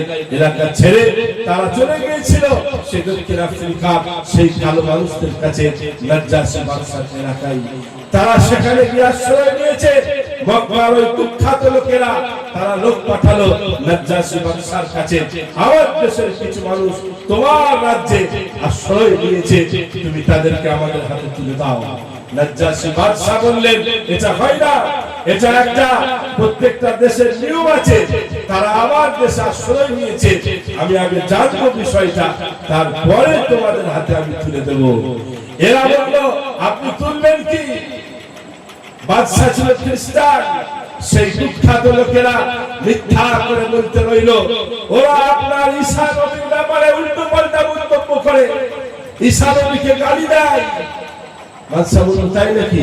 কেন এই পিনটা লাগালো? যেহেতু বাদশা ঈসা নবীর অনুসারী। তারপরেও বাদশা বলল, ঠিক আছে, তাদেরকে আদালতে আনা হোক। তাদেরকে ডাকা হলো। সবাই তো বিয়ার কথা বলতে পারে না। জাফর তাইয়ার রাদিয়াল্লাহু তাআলা আনহু তাদের মধ্যে আছেন। সবাই বলল, ভাই জাফর, তুমি তো ভালো কথাটা থ্রো করতে পারো, বাদশার সামনে তুমি দাঁড়িয়ে কথা বলবে, আমরা চুপ থাকবো। বলল, ঠিক আছে। ডাকা হলো। ডাকার পরে বলল, তোমরা কেন আমার এলাকায় এসেছো? জাফর তাইয়ার রাদিয়াল্লাহু তাআলা আনহু বললেন, জাহাপনা, যারা নিতে এসেছে ওদেরকে বলুন, আমরা চুরি করে এসেছি, ডাকাতি করে এসেছি, মারার করে এসেছি, ধর্ষণ করে এসেছি না, আমাদের একটাই অন্যায়, আমরা শুধু বলেছি লা ইলাহা ইল্লাল্লাহ মুহাম্মাদুর রাসূলুল্লাহ সাল্লাল্লাহু আলাইহি ওয়াসাল্লাম। এই কারণে আমাদের উপর স্টিম রুলার চালিয়ে দিয়েছে তারা। সেটা হয় বুঝলাম, ঈসা নবীর ব্যাপারে তোমরা গালিগালাজ করো। বলল, জাহাপনা, আমরা গালিগালাজ কি করে করতে পারি বলেন? যে কোরআন মানার কারণে আজ আমাদেরকে দেশ ছেড়ে আপনার দেশে আশ্রয় নিতে হয়েছে। আপনি জানেন আমার সেই কোরআনে ঈসা নবীর ব্যাপারে কি বলা আছে? জাহাপনা, আপনি জানেন আপনার নবী ঈসাকে না মানলে আমার ঈমান অসম্পূর্ণ। আমরা ঈমানের মুজমাল মুফাসসাল পড়ি, তা আমরা সেখানে কি পাই? আমানতু বিল্লাহি ওয়া মালাইকাতিহি ওয়া কুতুবিহি ওয়া রুসুলিহি। আমাদের প্রত্যেকটা রাসূলের উপরে ঈমান আনতে হয়, তার তিলার উপরে তো আমাদের ঈমান আনতে হয়, তা না হলে আমার ঈমান অসম্পূর্ণ। বলো, কিন্তু তোমাদের কোরআনে ঈসা নবীর ব্যাপারে কি আছে বলো? হযরত জাফর তাইয়ার রাদিয়াল্লাহু তাআলা আনহু তখন কোরআনুল কারীমের 16 পারা সূরা মারইয়াম একটার পর একটা আয়াত, যেখানে ঈসা নবীর মায়ের, ঈসা নবীর আলোচনা আছে, এই আয়াতগুলো যখন তেলাওয়াত করছিলেন তখন বাদশার চোখের কোণ দিয়ে ঝরঝর ঝরঝর করে পানি পড়ছে। এই যে তার চোখের দুই কোণ দিয়ে গরম পানি বের হচ্ছে, আল্লাহ কোরআনুল কারীমের 7 পারায় বলেছে, ওয়া ইদা সামিউ মা উনজিলা ইলার রাসূলি তারা আইনাহুম তাফিদু মিনাদ দামি মিম্মা আরাফু মিনাল হক। তারা যখন সেই রাসূলের আলোচনা তাদের সামনে করেছে, তাদের চোখ দিয়ে ঝরঝর করে পানি এসেছে, কারণ তারা হকটাকে চিনতে পেরেছে। আমার ভাইরা, সেই জন্য এই কোরআন আমাকে আপনাকে মানবতা শিখিয়েছে, মনুষ্যত্ব বোধ শিখিয়েছে, ভালোবাসতে শিখিয়েছে, হিংসা বিদ্বেষ থেকে দূরে সরে আসতে শিখিয়েছে। তাই আমরা পাশাপাশি যারা বসবাস করি, হিন্দু, মুসলমান, জৈন, খ্রিস্টান, বৌদ্ধ, সকলকে বলবো আপনি আসুন, আমার সাথে বসুন, আপনি কোরআন শুনুন, দেখবেন আপনার অধিকারের কথা আপনাকে দেওয়া আছে, আমার কাছে বলা আছে। মোটেও হিংসার কথা বলা নাই। যারা এই হিংসার কথাগুলো প্রচার করছে তারা আমার আপনার মধ্যে বিভেদ লাগিয়ে নিজেদের ফিউচারে যেই তাদের স্বার্থ, সেই স্বার্থগুলোকে তারা আপনার চরিতার্থ করতে চাইছে। এই দুটি কথা আজকে এই বিষয়টাই বলা প্রয়োজন মনে করেছিলাম, সেই জন্য বললাম আমার ভাইরা। এরপরে আসুন আমরা দুটি কথা আলোচনা করব। আমরা একেবারে শেষ দিকে এগিয়ে যাচ্ছি আমাদের সময়ের দিকে লক্ষ্য করে। সেটা হলো আমরা মুসলমান, আমরা ঈমানদার, আমরা মুমিন। সারা পৃথিবীতে আজ ইরানের সাথে যুদ্ধ, আমেরিকা, ইসরায়েল, এটা তো হবেই। কোরআন বলেছে তুমি একজন মুসলমান, তুমি কোনদিন তাদেরকে খুশি করতে পারবে না যতক্ষণ না তুমি তোমার ধর্ম ত্যাগ করে তাদের না হয়ে যাও। কোরআন শরীফে একবার ওয়ালান তারদা আনকাল ইয়াহুদা ওয়ালান নাসারা হাত্তা তাত্তাবিআ মিল্লাতাহুম। হে মুসলমানেরা শুনে নাও, জেনে নাও, তোমরা মনে করছো ইহুদি আর খ্রিস্টান যারা আছে তোমরা কি তাদের সন্তুষ্টি করতে পারবে? না না না না না, কোনদিন সন্তুষ্টি করতে পারবে না। একটা সময় পারবে যদি তুমি তোমার সবকে জলাঞ্জলি দাও আর তুমি তাদের চা মেনে নিয়ে তাদের মতো হয়ে যাও, তবেই তারা তোমার উপর সন্তুষ্ট হবে। তুমি যেখানে তাকে তার ডাকানা খুলতে দিয়েছো, তাকে তার মতো করে চলতে দিয়েছো, তোমার ঘরে ঢুকে সে তার কৃষ্টি কালচারকে বাস্তবায়িত করবে, তোমার বলার অধিকার নাই। এই অধিকারগুলো যখন তুমি দিয়ে দিয়েছো তখন তোমার সঙ্গে তার সেটিং আছে। আর যখন তুমি বলেছো না না না, আমার জমিনে তোমাকে দাদাগিরি করতে দেব না, তখনই তার চোখের বালি হয়েছো, তারা তোমাকে ধ্বংস করেছে। ইরান ছিল বাপের বেটা, মেনে নাই, তারা বলেছে তোমার এই দাদাগিরি মেনে নেওয়া হবে না। আরে ইরানের মানুষের কোন আকীদা, এটা আজকে বিচারের বিষয় নয়। তারা কোন আকীদাকে বিলং করে, আমি তার আকীদাতে যাব না। একজন জুলুম করছে, অত্যাচার করছে, ধরে নেন আপনার বাজারে আমি প্রকাশ্য দেখতে পাচ্ছি একজন মুসলমান দিনদার ইমানদার সে একটা নিরীহ বাচ্চার উপরে জুলুম করছে। আমি মুসলমান বলেও তার হাতটাকে আমাকে ধরতে হবে। এটা আমার ইসলাম শিখিয়েছে, আমার কোরআন শিখিয়েছে। এখন একজন ব্যক্তি দেখলাম সে মুসলমান নয়, সে অন্য ধর্মে বিলং করে, সে অত্যাচার করছে ওই বাচ্চাটার উপরে। কোরআন বলছে তারও হাতটাকে ধরতে হবে। কেন তুমি অত্যাচার করছো বলো, কেন তুমি এই জুলুম করছো বলো। অতএব ইরানের আকীদা কি সেটা আমার বিচার নয়। আমি তার আকীদাকে বিশ্বাস করি না, যে সারা পৃথিবীতে দাদাগিরি করছিল, সবাইকে মেরে বসিয়ে দিতে চাইছিল। ইরান যখন তার শত্রু হয়েছে, ইরান তার কাছে মাথা নত করে নাই, ইরান যুদ্ধ করে যাচ্ছে একজন অত্যাচারীকে ধ্বংস করার জন্য। এই জায়গায় ইরানকে সাপোর্ট করার আজকে আপনাদেরকে বলছি, আমি নিজে সাপোর্ট করি, আমি তার ইমান আকীদাকে সাপোর্ট করি না। আমি একজন অত্যাচারীকে ধ্বংস করতে হবে, যার কারণে পৃথিবীর আজও কত মা বিধবা হয়ে আছে, কত তাদের স্বামীগুলোকে তুলে নিয়ে গিয়ে কোথায় রেখেছে, হত্যা করেছে, তার স্ত্রীরা আজও পর্যন্ত জানে না। যাদের কারণে আজও অনেক ছোট মাসুম বাচ্চারা আশা করে বসে আছে আমার আব্বা ফিরে আসবে, জানি না সে কবে এদিন হয়ে গেছে। যার কারণে তাদের আদালতে, তাদের কারাগারে আমার ফিলিস্তিনি মা বোনেরা রোজ ধর্ষিতা করছে, তাদেরকে সেখানে হত্যা করা হচ্ছে বন্দুকের গুলির সামনে। তারা তাদের কাছে মাথা নত করে নাই। এই যে উদ্ধতপনা, এই যে অত্যাচার অবিচার, এই যে জুলুম, এই জুলুমের বিরুদ্ধে যখন কেউ রুখে দাঁড়িয়েছে, প্রত্যেকটা সভ্য মানুষ যারা পাবে, যাদের মানবতা আজও পৃথিবীতে বেঁচে আছে, যাদের মনুষ্যত্ব বোধ আজও পৃথিবীতে বেঁচে আছে, তারাই আমাকে সাপোর্ট না করে যেতে পারে না। আপনি আকীদার কথা কেন আনেন এই জায়গায়?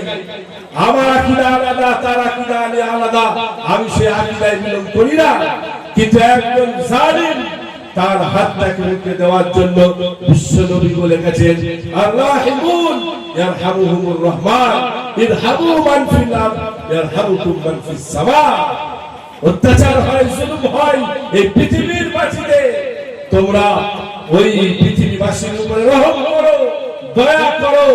আসমান ওয়ালা তোমাদের উপর রহম করবে, তোমাদের উপর দয়া করবে, তোমাদের উপরে কৃপা করবে। রইল তোমার আকীদা, এরা তোমার জায়গায়, তুমি তোমার আকীদা নিয়ে থাকো। আমি ভারতের একজন মুসলমান, আমি আমার আকীদার জায়গায় এক জায়গাতে দাঁড়িয়ে আছি। আমার ভাইরা, আমার মায়েরা, আমার বোনেরা, তাই কোরআন বলেছে তুমি কোনদিন তাদেরকে সন্তুষ্ট করতে পারবে না যতক্ষণ না তুমি তোমার সবকিছু ছেড়ে দিয়ে তাদের না হয়ে যাও। কোরআন শরীফ আছে, ইয়া আইয়ুহাল্লাযীনা আমানু লা তাত্তাখিযুল ইয়াহুদা ওয়ান নাসারা। হে ঈমানদারেরা শুনে নাও, যারা বলছো আল্লাহ মানি বিশ্বাস করি নবীকে, যারা বলছো কবর জান্নাত জাহান্নামকে বিশ্বাস করি, তোমরা কান খুলে শুনে নাও, কান খুলে শুনে নাও। ইহুদি এবং খ্রিস্টান যারা আছে, তোমরা তাদেরকে অন্তরঙ্গ বন্ধু করে নিতে পারবে না, কারণ এরা কখনো তোমার না। এরা তাহলে কার বাদুহুম আউলিয়া।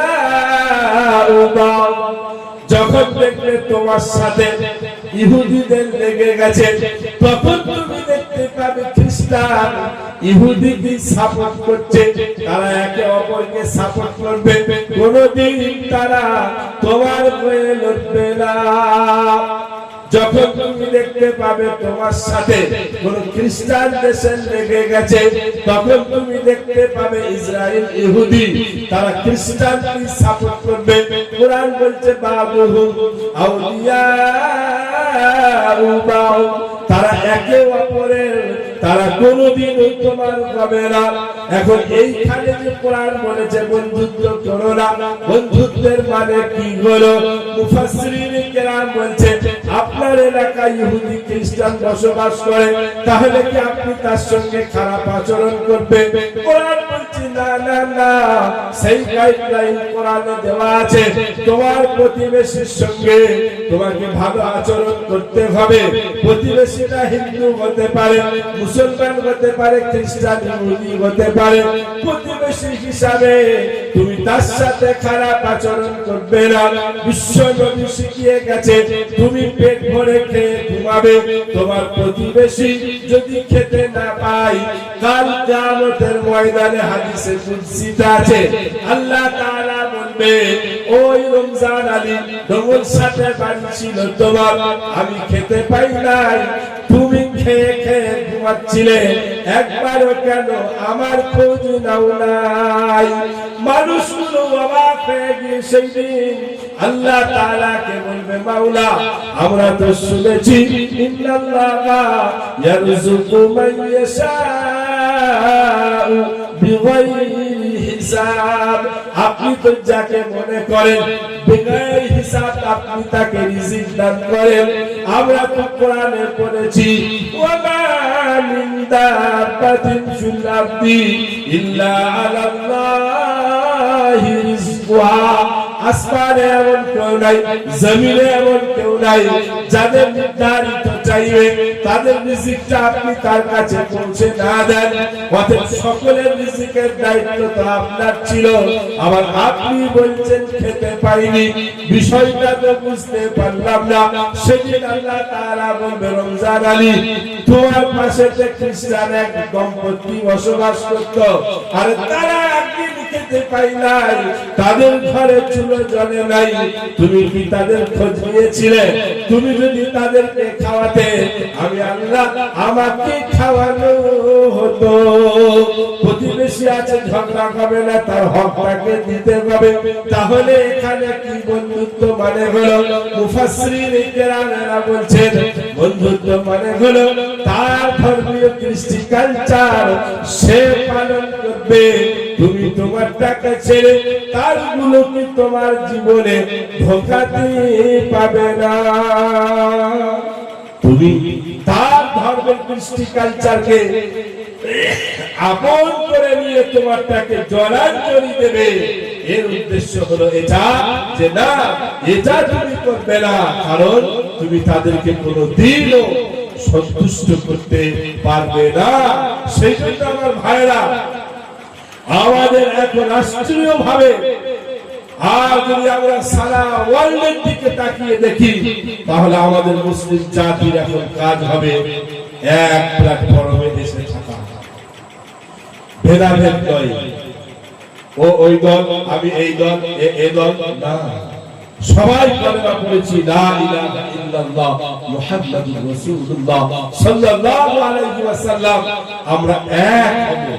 আবার কেন বিভেদ করব? আমরা এই করে এই করে এই করে না, তিনি আমার ভাই, আমরা সবাই এক। আল্লাহ বললে ওয়াতাসিবু বিহাবলিল্লাহি জামিআ ওয়ালা তাফাররাকু, তোমরা আল্লাহর রস্সিকে মজবুতির সঙ্গে ধরো আর বিচ্ছিন্ন হবে না, এক জায়গায় এসে এক প্ল্যাটফর্মে আসো।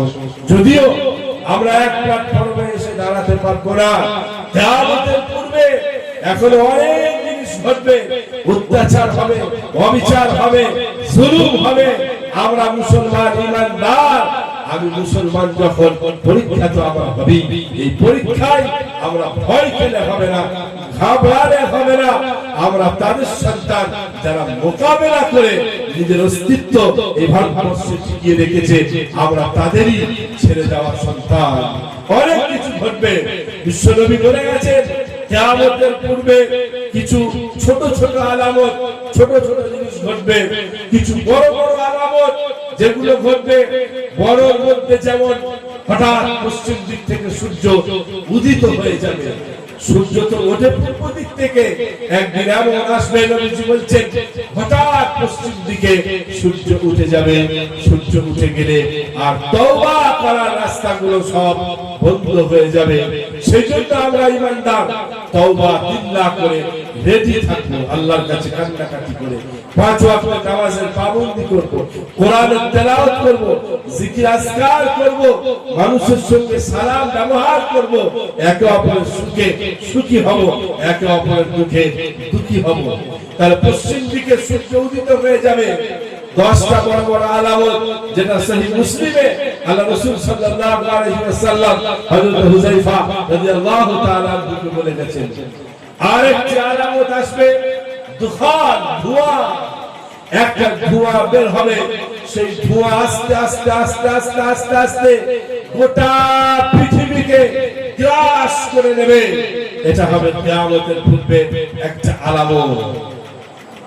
ইয়ামান দেশ আগুনের অগ্নিশিখা বের হবে, সেই আগুন আস্তে আস্তে ফেলে ফেলে ফেলে চারিদিক থেকে ছড়িয়ে যাবে। পুকুরে মাছ ধরলে জেলেরা যেমন জাল ফেলার পরে চারিদিক থেকে জালটাকে আস্তে আস্তে টেনে টেনে টেনে টেনে টেনে ছোট্ট করে নিয়ে মাছগুলো সেখান থেকে তোলে। এই আগুনও চারিদিক থেকে মানুষদেরকে তাড়িয়ে তাড়িয়ে তাড়িয়ে নিয়ে এসে কিয়ামতের ময়দানে হাজির করবে। 3টে বড় বড় ভূমিকম্প হবে। এক ভূমিকম্প হবে পূর্ব দিকে, ধূলিসাৎ হয়ে যাবে মানুষ। এক ভূমিকম্প হবে পশ্চিম দিকে, ধূলিসাৎ হয়ে যাবে মানুষ। আর এক ভূমিকম্প হবে জাজিরাতুল আরব, আরব উপদ্বীপে, সেখানেও যে ভূমিকম্প হবে, ধূলিসাৎ হয়ে যাবে মানুষ। এই তিনটে বড় বড় ভূমিধস হবে। ঈসা নবী দ্বিতীয় আসমানে আছেন, তিনি ইন্তেকাল করেন নাই। তাদের বিশ্বাস যে ঈসা নবী মারা গেছেন, তাই তারা ঈসাকে যিশু বলেন। এইভাবে পুরস্কৃত ছবিটা আজও তারা সেই ব্যথাটা টেনে বেড়ায়। খ্রিস্টানরা পারদর্শী হয়েছিল মেডিকেল সায়েন্সকে নিয়ে, কারণ ঈসা নবীকে আল্লাহ তাআলা মুজিজা দিয়েছিলেন। মায়ের পেট থেকে অন্ধ ঈসা নবী এইভাবে চোখে হাত বুলিয়ে দিলে দৃষ্টি পেয়ে যেতেন। এই জন্য তারা মেডিকেল সায়েন্সে অনেক উন্নত। তারা মেডিকেল সায়েন্সে যে একটা বড় আপনার মেডেল দেওয়া হয়, গলায় দেখবেন একটা ঝোলাই, ওই যিশু খ্রিস্টের দুদিকে হাত নিচে দিয়ে পা পুরস্কৃত, সেটাকে আজ তারা ছেড়ে বেড়ে আপনার তারা চলে। এই ব্যথা তাদের। ঈসা নবীর আগমন ঘটবে, ইমাম মেহেদী এসে যাবে, ফজরের নামাজ ইমামতি করতে যাবে। ঈসা আলাইহিস সালাতু ওয়াস সালাম মসজিদের মিনার দিয়ে তিনি নামবেন, এমন ভাবে নামবেন এই চুল চকচক করবে, পানি টক টক করে ঝরবে, মনে হবে যেন এই মাত্র গোসল করে মাথাটা এখনো মোছেন নাই, তিনি নেমে এলেন। বড় ফিতনা হবে দাজ্জালের ফিতনা। কারা দাজ্জালের আবির্ভাব হবে গোটা দেশে। দাজ্জাল ঘুরে বেড়াবে গোটা পৃথিবী ব্যাপী, গলিতে গলিতে। মক্কা মদিনা সে প্রবেশ করতে পারবে না। আজিব আজিব জিনিস সে দেখাবে, বলবে এই দেখো জান্নাত আমার হাতে, এই দেখো জাহান্নাম আমার হাতে। একজনকে মেরে দেবে, বলে আমার ইচ্ছায় আমি জান্নাত পাঠিয়ে দিলাম। আবার একজনকে হত্যা করে বলবে আমার ইচ্ছা আমি একে জাহান্নামে পাঠালাম। আমি তো হচ্ছি খোদা, আমি তো রব। দুর্বল ঈমান যাদের থাকবে, অনেক মানুষ তার এই মুজিজা দেখে তারা ঈমান ছেড়ে তাকে আপনার খোদা বলে বিশ্বাস করে নেবে। এই জন্য বিশ্বনবী দোয়া করতেন, আল্লাহ দাজ্জালের ফিতনা হচ্ছে বড় ফিতনা, ওই দাজ্জালের ফিতনা থেকে আপনি আমাদের হেফাজত করুন। আপনাদেরকেও আমি বলবো প্রত্যেক নামাজের পরে আল্লাহর কাছে কাঁদবেন, আল্লাহ দাজ্জালের যে মহা বড় ফিতনা, সেই ফিতনা থেকে আপনি আমাদেরকে হেফাজত করুন। ইয়া মাজুজ, আজ তারা পৃথিবীতে আছে, তাদেরকে দেয়াল দিয়ে আটকে রাখা আছে। অসংখ্য জাতি তারা। কোরআন বলেছে, যেমন উঁচু জায়গা থেকে আপনি যদি ধান ঢালেন, চাল ঢালেন, যেমন এইভাবে সেইগুলো পড়ে। অসংখ্য উঁচু জায়গা থেকে তারা নামবে, আর সংখ্যা এত হবে গোটা পৃথিবী ভরে যাবে, বিচ করবে। তারা যখন পার হবে কোনো নদী দিয়ে, এক কুল্লি করে পানি খাবে, গোটা নদী পানি শেষ করে দেবে। যেখানে যা পাবে তারা খেয়ে সাত করবে। আমার ভাইরা, এই যে বড় বড় আলামত গুলো হবে একেবারে কিয়ামতের নিকটবর্তী সময়ে। উলামায়ে কেরাম বলেছেন এগুলো তো এখনো দেরি আছে, কিন্তু ছোট আলামত যেগুলো কিয়ামতের পূর্বাভাস, ছোট আলামত মানে আপনার এখানে বৃষ্টি হবে, হালকা একটু ঝড় উঠে গেল, শীতল হাওয়াটা বয়ে আসছে, তার মানে এ প্রমাণ দিচ্ছে পাশে বৃষ্টি হচ্ছে। হাওয়াটা বন্ধ হলে আমার এখানে বৃষ্টি হবে। এই যে বৃষ্টির পূর্বাভাস, যে শীতল হাওয়াটা, ঝোড়ো হাওয়াটা আমাকে বুঝিয়ে গেল। এই ছোট আলামত উলামায়ে কেরাম এইগুলোকে ভাগ করেছে। তার মানে তোমরা বুঝে নাও কিয়ামত তোমাদের গোবর্ধনপুরে এসে গেছে, আর সামান্য বাকি। এই কিয়ামতের পূর্বে নিজেরা নিজেদেরকে তৈরি করো। এই কিয়ামতের যে ছোট আলামতগুলো কি? বিশ্বনবী বললেন, সুনিবাতুল খবর, সমাজের মানুষেরা অযাচিত ভাবে তারা মদ্যপান করবে। যখন দেখবে এলাকায় মদের দোকান বেড়েছে, মানুষ মদে অভ্যস্ত হয়েছে, এলাকায় এলাকায় বড় বড় মদের দোকান একেবারে প্রকাশ্যে সেগুলো ওপেন করা হচ্ছে, জেনে নেবে কিয়ামত একেবারে তোমাদের পাশের গ্রামে এসে গেছে। আজ অত্যন্ত দুঃখের সাথে বলতে হয়, একটা গ্রামে প্রোগ্রাম করতে গেলাম। 90 বছর বয়স বাবাজি ঈশার নামাজের পরে হাতটা জড়িয়ে ধরে বলছে, বাবা একটু মদের ব্যাপারে আলোচনা করো। কেন চাচা, কারণটা কি? আমার গ্রামে কবরস্থান আছে, কবরস্থানের পাশ দিয়ে রাস্তাটা গেছে, কবরস্থানটা ঘেরা আছে। এই মুসলিম জাতি এত হতভাগা জাতি, ওই রাত্রি বেলায় রাস্তায় বসে বসে মদ্যপান করে, বোতলগুলো কবরস্থানে ছুঁড়ে ফেলে। আমি মসজিদে বসে তোমাকে মিথ্যা বলি নাই, তুমি যদি আমার সাথে এখনই যাও আমি তোমাকে সেখানে গিয়ে মদের বোতল দেখাতে পারবো। আমি আমার জাতির যুব সমাজকে বলবো, কোন পথে হাঁটছো বলো, একবার তুমি তোমার বিবেককে জিজ্ঞাসা করে দেখো। ওই যে কবর যেখানে নাকি তোমাকে শুতে হবে, তোমার আব্বাকে দিয়ে এসেছো, মাকে দিয়ে এসেছো, দাদাকে নিজের হাতে কবরে নামিয়েছো, এরপরেও কি তোমার কবর সম্পর্কে চেতনা হয় না? আরে যারা সাহাবী, যে সাহাবীদেরকে নবীজি দুনিয়াতে তাদেরকে জান্নাতের সার্টিফিকেট মানে টিকিট দিয়েছে, হযরত উসমান গনি মতো সাহাবী কবরস্থানের পাশ দিয়ে পেরিয়ে গেলে ঝরঝর করে কাঁদতেন। সাথীরা জিজ্ঞাসা করত, হুজুর আপনি এই কবরের পাশ দিয়ে গেলে এত কেন কাঁদেন? জাহান্নামের অত কষ্টের কথা যখন আপনার সামনে আলোচনা হয় তখন তো আপনাকে কাঁদতে দেখি না। হযরত উসমান গনি বলছে, ভাই আখিরাতের সফরটা যেখান থেকে শুরু হয় তার প্রথম স্টপেজটাই হলো কবর। যে ব্যক্তির কবরে পরিত্রাণ পেয়ে যাবে, সমস্ত জায়গায় চেকিং খাঁটিগুলো সে আরামের সাথে পার হবে। যেখানে আটকে যাবে, যে ব্যক্তির কবরে আটকে যাবে, আগের খাঁটিগুলো বেরোবার তারা রাস্তা থাকবে না। সেই জন্য আমি উসমান যখন কবরের পাশ দিয়ে যাই তখন আমার মনে হয় এখানেই হয়তো আটকে যাব, আর আগের ঘাটিতে গিয়ে আমাকে পৌঁছাতে হবে না। ও বন্ধু, ওই জন্য আমি নিজেকে ধরে রাখতে পারি না যে হযরত আলী জান্নাতের সার্টিফিকেট প্রাপ্ত সাহাবী মাঝে মধ্যে কবরস্থানে যেতেন। যে কোনো একটা কবরকে সামনে নিয়ে দাঁড়িয়ে তিনি কবরবাসীকে প্রশ্ন করতেন, ও কবরবাসী ভাই, তুমি যে এলাকায় বসবাস করতে, আমি সেখানকার বাসিন্দা, 6 মাস হলো তুমি কবরে চলে গেছো, বড় অট্টালিকা তৈরি করেছিলে, একবার বলো তোমার সেই অট্টালিকার ব্যাপারে তোমার কাছে কোনো খবর আছে নাকি? হযরত আলী এই প্রশ্ন কবরটাকে করতে কিছুক্ষণ চুপ থেকে আবার নিজেই উত্তর দিতেন।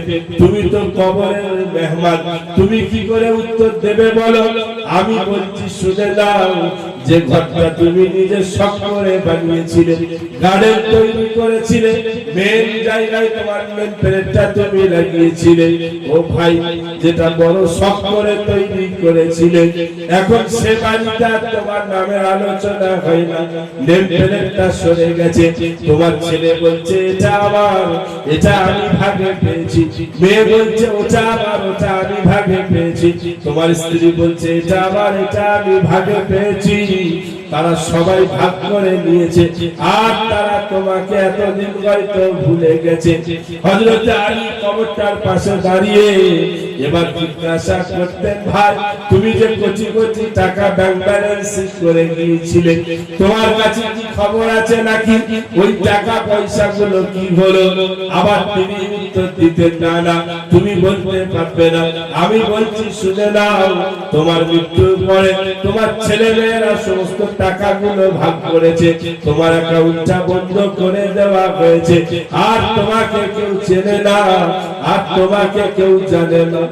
এরপরে হযরত আলী তিনি খবরকে আবার প্রশ্ন করতেন, যে মেয়েটা তোমার স্ত্রী হিসাবে ছিল, যাকে বিবাহ করার জন্য তুমি পাগল হয়ে গিয়েছিলে, যার পিছনে তুমি লক্ষ লক্ষ টাকা খরচা করেছিলে, বিবাহের পরে এমন কোন আবদার ছিল না যে মেয়েটা তুমি পূরণ করো নাই।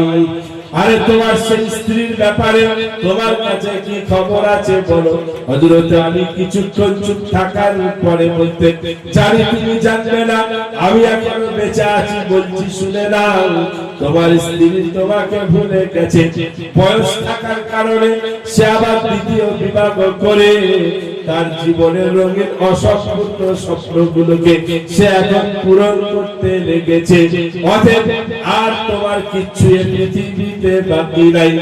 এরপরে হযরত আলী দুপুরে দুপুরে কাঁদতেন, কেঁদে বলতেন, ভাই কমরওয়ালা, আমি তো তোমাকে দুনিয়ার খবরগুলো দিলাম, কবরের ভিতরে কি হচ্ছে সেটা আমরা জানতে পারি না, একবার সেখানকার খবরটা আমাদেরকে তুমি দাও। এটা বলে তিনি একেবারে স্ট্যাচুর মতো দাঁড়িয়ে যেতেন, চোখ দিয়ে ঝরঝর করে পানি ঝরতো। এরপরে কিছুক্ষণ পর নিজেকে একটু সামনে নিয়ে তিনি উম্মতে মুসলিমাকে লক্ষ্য করে বলতেন, ও নবীর উম্মতেরা, লাউ নাতাকাত লাকালাত, এই কবরবাসী যদি কথা বলতে পারত তাহলে সে চিৎকার করে করে বলতো যে তোমরা পাথেয় সংগ্রহ করো, পাথেয় সংগ্রহ করো। এটা কবর, এখানে বংশ মর্যাদা চলবে না, পদের অহংকার এখানে চলবে না, কত টাকার মালিক ছিলে এখানে চলবে না, এখানে চলবে তোমার পাথেয় মানে আমল। কি আমল করেছো বলো? 5 ওয়াক্তের নামাজ সুন্দরভাবে আদায় করেছো, রমজান মাসে রোজা ব্রত পালন করেছো, তাহাজ্জুদের পাবন্দি করেছো, তেলাওয়াত করেছো, যাকাত ফরজ ছিল আদায় করে দিয়েছো, স্ত্রীকে ভালোবেসেছো, আব্বা মায়ের সেবা করেছো, ছোটদেরকে স্নেহ করেছো, বড়দেরকে শ্রদ্ধা করেছো। যদি এই কাজগুলো করে আসতে পারো তাহলে কবরে তুমি দেখতে পাবে কবরের সদ্ব্যবহার। আর যদি না করে আসো তাহলে কবরের দুর্ব্যবহারটা সেদিন তুমি দেখতে পাবে। একজন সাহাবীকে কবর দেওয়ার পরে বিশ্ব নবী দাঁড়িয়ে আছেন, সাহাবীরা দাঁড়িয়ে আছেন, শেষে দোয়া করতেন বলে হঠাৎ বিশ্ব নবী কবরটার উপরে শুয়ে এইভাবে তিনি দুদিক থেকে কবরটাকে যেন সরাচ্ছেন। সাহাবীরা অবাক হয়ে গেলেন। যখন নবীজি ফিরে হলেন, বিশ্ব নবীকে জিজ্ঞাসা করলেন, ইয়া রাসূলুল্লাহ, ইয়া হাবিবাল্লাহ, আপনি বলেন এমন তো কোনদিন করতে দেখি নাই, আজকে কেন এমন করলেন? বিশ্ব নবী বলছেন, আল্লাহ আমাকে দেখালো কবরটা এইভাবে যেমন দুদিক থেকে আপনার দেখতে পাবেন ওই গাছ কাটার মেশিন গুলো চলে আসে, সেইভাবে যেন চলে আসছিল। সাহাবীর একদিকে পাঁজরের হাড় আর একদিকে ঢুকিয়ে দিচ্ছিল, সেজন্য আমি এইভাবে কবরটাকে ধরে দু জায়গায় সরাচ্ছিলাম যাতে করে তার একদিকের হাড় আর একদিকে পৌঁছে না যায়। সেজন্য আমার যুবক ভাইদেরকে বলবো, বিবেক বুদ্ধি বিক্রি করে কাদের পাল্লায় করে বলো বাইরে মধ্যে মদের বোতলটা কবরস্থানাতে ফেলছো, বলো একাকী নির্জন এলাকার মানুষেরা তোমার মৃত্যুর পরে যেদিন তোমাকে কবরে শুইয়ে দিয়ে চলে আসবে এর হিসাব কিন্তু সেদিন তোমাকে দিতে হবে।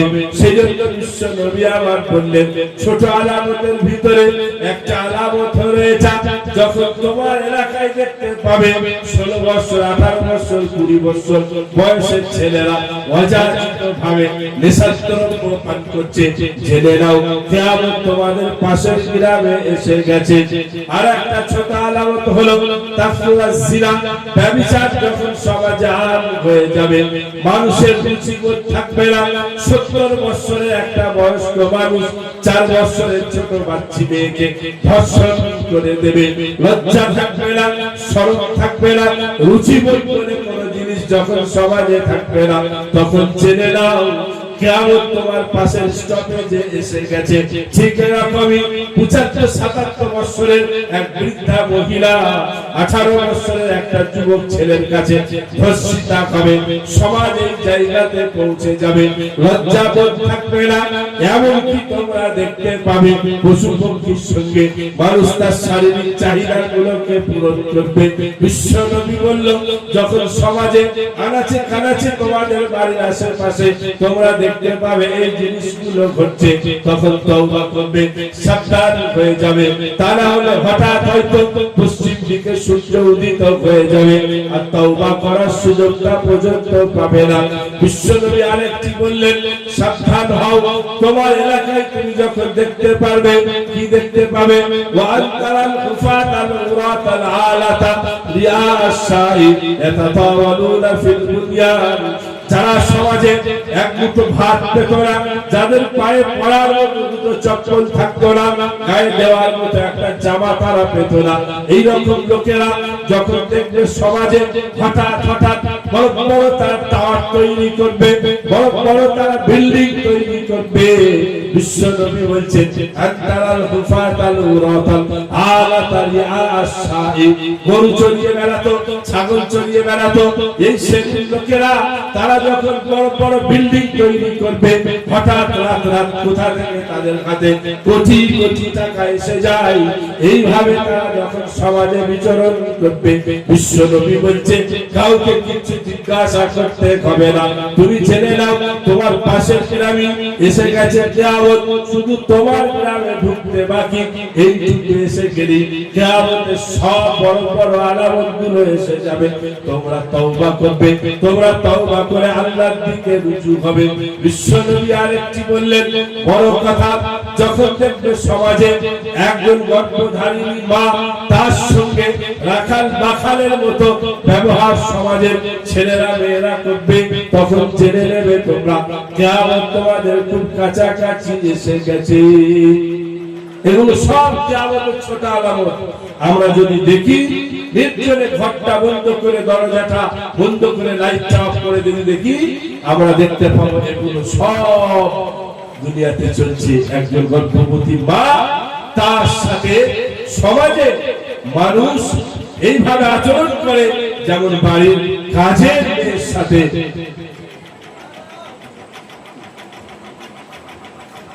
তো কাজের মতো ব্যবহার করবে।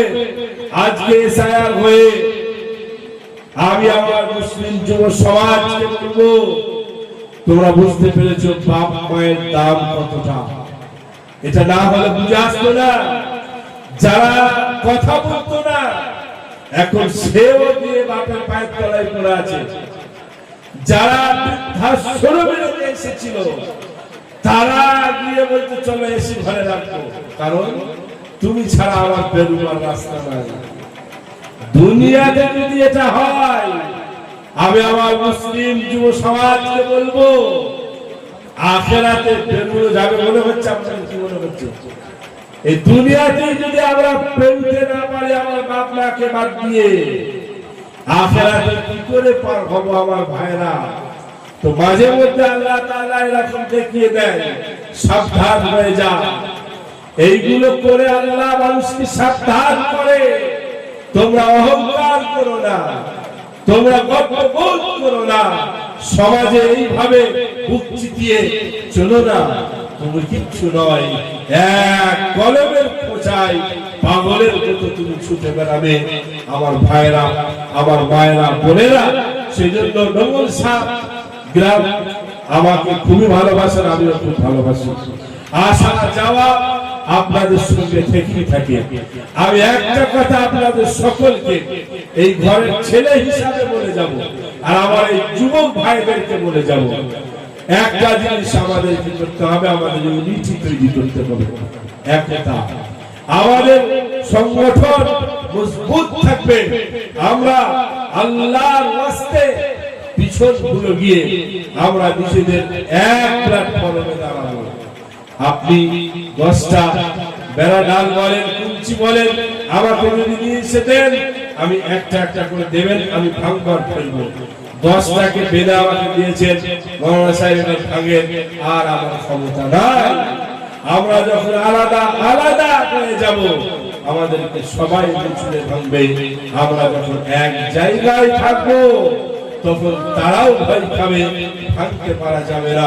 সেই জন্য একতা আমাদের জরুরি। এখন আমরা একতাটা কিসের উপরে পাবো? কারণ আমাদেরকে এক হতে দেওয়া হচ্ছে না। আমার আগে সম্ভবত সিদ্দিকুল্লাহ ভাইয়ের আগেও যিনি বায়াত করছিলেন তিনি বলছিলেন যে আমরা ভাগ হয়েছি দেওবন্দি, ফুলপুরা, আহলে হাদিস, অমুক তমুক করে। আমরা একটা জায়গায় এক হব, সেটা হচ্ছে তাওহীদের ব্যাপারে। আল্লাহ একক, আল্লাহ ছাড়া কাউকে মানি না, এই জায়গায় আমরা এক হব। 2 নম্বর, রাসূলের রিসালাতের উপরে, নবীর উপরে যে রিসালাত, নবীকে নবী বলে ঘোষণা করা হয়েছে, এই দুটো জায়গা মেন পয়েন্ট। এই জায়গায় আমরা সবাই এক হব। আংশিক কিছু আমল করতে গিয়ে আমার আলাদা, আপনার আলাদা থাকতে পারে, সেগুলোকে আমরা সরিয়ে রেখে আল্লাহর একত্ববাদের আর রিসালাতের উপরে এই দুটো জায়গায় আমরা এক হয়ে সমাজের মানুষের সেবা করব, সমাজের মানুষের কাজ করব। দেখবেন এলাকা সুন্দর তৈরি হবে, দিনী পরিবেশ তৈরি হবে, ভালোবাসা বাড়বে, একে অপরের সঙ্গে আমাদের সৌহার্দ্য সম্প্রীতি বাড়বে। নামাজ পাবন্দির সঙ্গে আদায় করব এমন নয় আজ বললাম 3 দিন পরে দেখা যাবে না, পাবন্দির সাথে। আর নিজের নিজের বাড়িতে, বাড়ির কথা বলছি, প্রত্যেক দিন একটা করে সূরা হলেও তেলাওয়াত করবেন কোরআন। আমি আবার বলছি, প্রতিদিন কন্টিনিউ। আপনি একদিন ফাঁকা আছেন, বসে গেলেন যে 10 পারা করে নিলেন, যে তারপর আর 1.5 মাস দেখা নাই, এটা আমি বলি নাই। প্রত্যেক দিন একটা করে সূরা আপনাকে ঠিক করতে হবে। আমার বাড়িতে তেলাওয়াত হবে, না হয় আমরা কেউ শোবো না। আমি অত্যন্ত দায়িত্ব নিয়ে বলছি, ইখলাসের সাথে আল্লাহর উপরে বিশ্বাস রেখে আপনি একটা মাস আমল করেন, 1 মাস করেন, আমার বলাতেও নয়, আল্লাহর উপরে বিশ্বাস রেখে প্রতিদিন, বেশি হলে তো ভালো, না হলে একটাও সূরা আমার বাড়িতে কোরআনের তেলাওয়াত হবে। আপনি যদি ওর রেজাল্ট না পান, আপনি আমার কাজটা বলে দেবেন। 1 মাস আমল করুন, মানে প্রত্যেক দিন বাড়িতে কোরআনের তেলাওয়াত। নবীজি নিজে বলে গেছেন, যে অঞ্চল কোরআন নাই সে অঞ্চল বিরাট, সেখানে শয়তান জায়গা নেবে। যে ঘরে কোরআনের তেলাওয়াত হয় না, সেই ঘর বিরাট ফাঁকা, সেখানে জিনেরা আশ্রয় নেবে, শয়তান আশ্রয় নেবে। স্বামী স্ত্রী ঝগড়া লাগাবে, বাপ দাদা মারামারি লাগাবে, মা শাশুড়িকে ঝগড়া লাগাবে, গোটা ঘর যেন জাহান্নামের আগুনের উপরে মনে হচ্ছে হয়ে আছে। কারণটা কি? আমার ঘরে শয়তানের আড্ডা, আমার ঘরে খপ্পিসের আড্ডা। তাহলে আমার ঘরের সেই মানুষগুলো তো ভালো থাকতে পারে না। সেই জন্য আমার ভাইরা, এই আমলগুলো আমাদের করতে হবে। আর রইল কথা, নিজের নিজের এলাকায় শান্তি বজায় রাখবেন, ভালোবাসা বজায় রাখবেন। যে সমস্ত ভাইরা বর্তমান সময়ে বিপদে আছে, তাদের পাশে থেকে সহযোগিতা করবেন। রুচিগত কথা আপনাদের সামনে ভাঙাচোরা টাইপের বললাম, ভুল ত্রুটি হতেই পারে 101% মানুষ হিসাবে। সেই জন্য আপনাদের সকলকে বলবো, নিজের ছেলে নিজের ভাই বোনের করে ক্ষমা করবেন। আর যাই আমরা আলোচনা করেছি, আল্লাহ পাক যেন সর্বপ্রথম আমাকে, তারপর আমাদের সকলকে এর উপরে পরিপূর্ণভাবে আমল করার তৌফিক দান করেন। আমিন সুম্মা আমিন। ওয়া আখিরু দাওয়ানা আলহামদুলিল্লাহি রাব্বিল আলামিন। আমরা সকলে দরুদ শরীফ পড়ি, তারপর আমরা দোয়া করব। আল্লাহুম্মা সাল্লি আলা মুহাম্মাদ ওয়া আলা আলি মুহাম্মাদ কামা সাল্লাইতা আলা ইব্রাহিম ওয়া আলা আলি ইব্রাহিম ইন্নাকা হামিদুম মাজিদ। আল্লাহুম্মা বারিক আলা মুহাম্মাদ ওয়া আলা আলি মুহাম্মাদ কামা বারাকতা আলা ইব্রাহিম ওয়া আলা আলি ইব্রাহিম ইন্নাকা হামিদুম مجيد. ربنا آتنا في الدنيا حسنة وفي الآخرة حسنة وقنا عذاب النار. ربنا ظلمنا أنفسنا وإن لم تغفر لنا وترحمنا لنكونن من الخاسرين. رب ارحمهما كما ربياني صغيرا. رب ارحمهما كما ربياني صغيرا. مولاي كريم غفور رحيم رب العالمين. হাত তোলার পূর্ব মুহূর্ত পর্যন্ত যত গুনাহ করেছি, রাতের অন্ধকারে দিনের দিবারে প্রকাশ্যে অপ্রকাশ্যে গোপনে মানুষকে লুকিয়েছি, তোমাকে লুকাতে পারি নাই। তুমি সব দেখেছো, সব শুনেছো। তুমি আমাদের বিগত জীবনের সমস্ত গুনাহ খাতাগুলো মাফ করে দাও। ওগো মাওলা, যেটুকু জীবন বাকি রেখেছো, তোমার হুকুম নবীজি তরিকা মোতাবেক চলার তুমি তৌফিক দান করো।